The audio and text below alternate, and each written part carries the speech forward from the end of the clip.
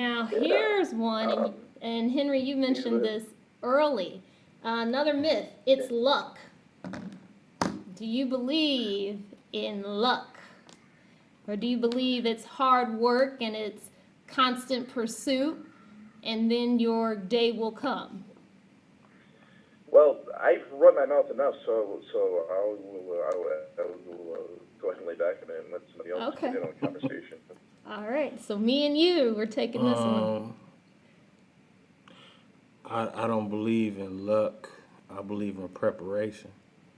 I believe that if you prepare with learning your craft and learning all of the things that you need to know within the industry that you're trying to learn within, then it's all about the right opportunity finding you when the time is right and you being ready for it. So I don't believe in luck. I believe in preparation. I believe exactly what he said, so that was an easy one. It's being at the right place at the right time. Right. I guess I would just add to play contrarian a little bit. Okay, being in the right place at the right time is luck. But the fact that you could get into the place, and the fact that when you're in the place, you're doing something that catches somebody's eye, and the fact that you're in that place and you see somebody with their eye caught and you know they can help you and you reach out to them and make yourself known and establish a relationship, that's the other 95%. Right? You know what I mean? So, yeah, I mean, there's always, you know, the little, whatever the ice cream parlor was out there in Hollywood where the starlets all went to be discovered. You know, sure, that might have happened once or twice, but at the end of the day, even if you get discovered, if you can't do the job, you might as well not bother. So. That's true, and I also believe that God answering your prayers, that's what all of that is. Like somehow I'm just happen to be here, and this person just happens to be here. Thank you, Jesus, a prayer answer. Thank you. All right, I'm a natural, I don't need acting classes. Is that a myth? Is that true? Everyone's like, "Ooh, I'll take it first." I'm going to say you need acting classes, okay? Everyone needs acting classes. Everyone needs a coach. The fact that you're a natural and you don't need someone on the outside looking at you, telling you what to tweak is not realistic. If you think of every great, Muhammad Ali, Michael Jordan, Denzel Washington, Celine Dion, they have coaches. Like, why does Celine Dion have a vocal coach? Like, come on, man. Like, I think she'll be amazing without a coach. Like, to me, she's the natural.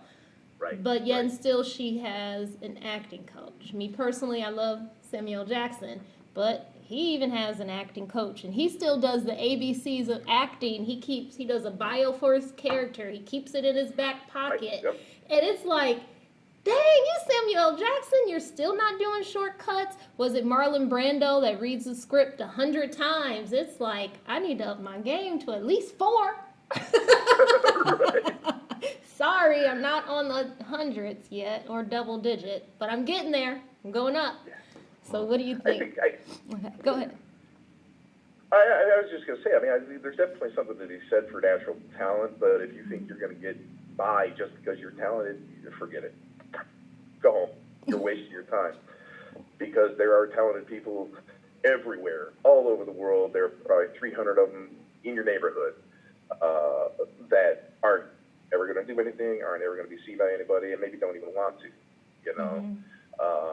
So, and at the risk of sounding immodest, I was born with my musical skill. You know what I mean? I was a gifted child, blah, blah, blah. I got handed a nice full basket out of the gate, you know, and there's a lot of privilege that comes with that, and there's a lot of you know, power that comes with that, but there's also a lot of traps and a lot of caution that you have to use.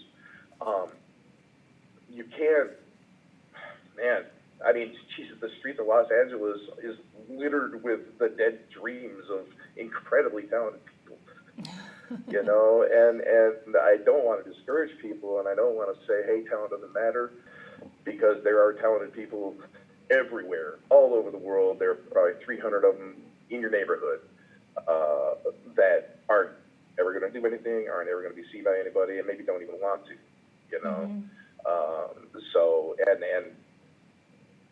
at the risk of sounding immodest, I was born with my musical skill. You know what I mean? I was a gifted child, blah, blah, blah. I got handed a nice full basket out of the gate, you know, and there's a lot of privilege that comes with that, and there's a lot of you know, power that comes with that, but there's also a lot of traps and a lot of caution that you have to use. You can't, man, I mean, Jesus, the streets of Los Angeles is littered with the dead dreams of incredibly talented people, you know, and I don't want to discourage people, and I don't want to say, hey, talent doesn't matter, and I don't want to say you don't have a chance, but at the same time, you know, if you're just sitting there in your room thinking, man, if I get really good at this guitar, if I get really good at this acting, if I get really good at whatever I'm trying to do, that's all I need, forget it. You won't get anywhere. Do you want to elaborate, or you think this is all said? I believe that it's more like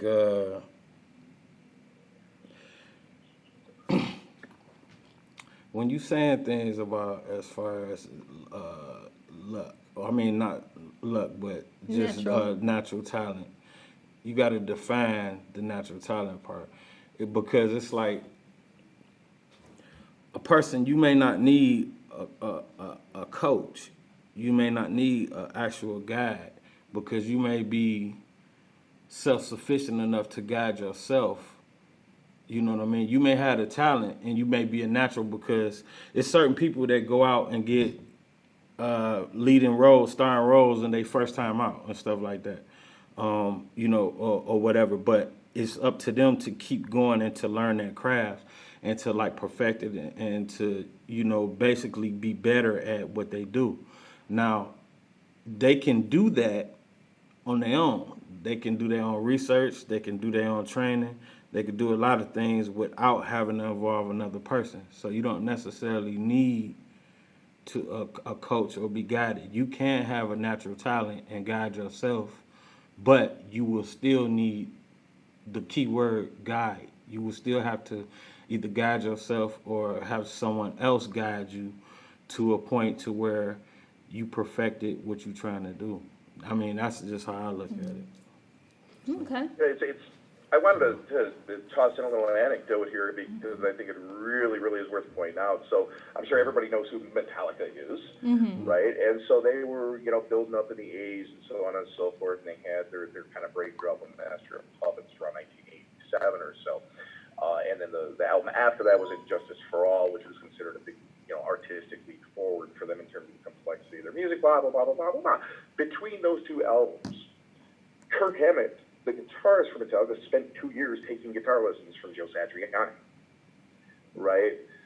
If you talk to guys like Ginger Baker, the drummer from Cream, Matt Cameron, the drummer from Soundgarden and Pearl Jam and Temple of the Dog, you know, again, Kirk Hammett is another great example. You know, these are guys that nobody needs to tell them how to do what they're doing, and they don't lack confidence.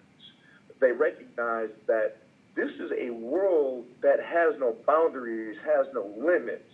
There is no point at which you are ever going to know all there is to know about acting, or directing, or being a musician, or anything else. And I mean, I believe in this as just a life philosophy, but certainly as it applies to creative artists, you never, ever, ever stop learning. And if you think you know enough, you're done. I've got no use for it, because I've dealt with people that have that attitude, like, man, I know. Yeah, they're the hardest people to work with, you know, the folks that think they don't need to, you know, anything, you know. Yeah, especially if you're working in a role as a director or something like that, and trying to work with an actor who believes they need no direction. Oh, man, you better be brained up, because if not, you're out of here, Jack. Right. Yeah. We were kind of just talking about that the other day, having that conversation. Just how it is when you're working with people that's difficult to work with. It's like you kind of want to give up half the time, you know. If you don't have a strict contract and you don't need that person, Yeah. yeah. But I think that also And goes. it's worse. Go ahead. No, you- I was just going to point out too that there is a special breed of privilege in our industry, and that is the privilege of being incredibly talented. And when you find, right, oh, Mel Gibson's difficult to work with, but he's also going to make me $150 million on this movie and bring me an Oscar. You know, I mean, these are things that you have to consider. You know what I mean? And especially that gets to be a really super difficult calculus in 2019, right? This isn't 1975 or 1985 now, where we're still talking about, you know, racial and gender relationships and issues with euphemism and sidelong glances and in-group conversations only. You know, there's this much larger thing happening out there. And so you can't treat it with that kind of same insularity and you know, elitism, I guess. But again, my 2 cents. Right? So I think most important, you need to be coachable. So, you know, Kool-Aid brought up the point of, well, you can do it yourself, but if you're dead set on doing it yourself, are you really coachable? Or do you just think you are the SHIT? Do you think because you read this book that you get it? You know, I think in life, you know, especially with me being a girl, you know, you can go out and think that you look good, and then someone will be like, you don't look that good. And it's like, really? I put this outfit all together. I did my makeup. To me, it's better than what I woke up looking like, you know? So I think that's another thing. Because me, it's hard for me to judge myself as being an actor. When I watch my movies, I'm like, oh, you know, the one movie I shot, but my eyes were tearier on the one scene. I knew it. Why didn't they put that in there? Like, am I believable or am I not? I can't see myself when I act. But other people's like, oh, you did good. And I'm like, good. Next one, it takes money to make money. I am going to tackle this one. It takes money to make money. Is that a myth? I think it takes resources to produce something. So once again, I say I don't want to focus on the negative. And if you look at it, it takes money to make money, and we know that 70% of Americans are living paycheck to paycheck, you automatically put yourself in, I can't get it done. So for instance, today, I had this another director that was going to shoot it, but his kid got sick, and it was funny because you're just talking about that like a minute before, and I read his text, I'm like, oh, no. And I called a backup person. Otherwise, I was going to use my camera. I was going to have to call Kool-Aid like, hey, I know you're supposed to just be interviewing, but I need you to bring a camera. I was going to have to cell phone it. So I think, but do you need money? Well, yeah, but you also just need resources, and nothing's wrong with the barter system. Like, hey, I watch your kids for the weekend if you can record this. You know, like, you can always do something, you know? Like, oh, you got a film? Maybe you could use my basement to shoot, 3 scenes in your movie. We'll exchange favors later. Sometimes you just know someone and it's like, yeah, I'll help you. Colleges, kids are always eager and ready to do something, learn their craft. So I'm going to say, no, it really doesn't take money. Especially in today's world. Everyone has a cell phone. Everyone has a computer. You can know someone with a camera. That's not hard, Right. So I would say no. Anyone else disagree or? Nope, you can move on. All right.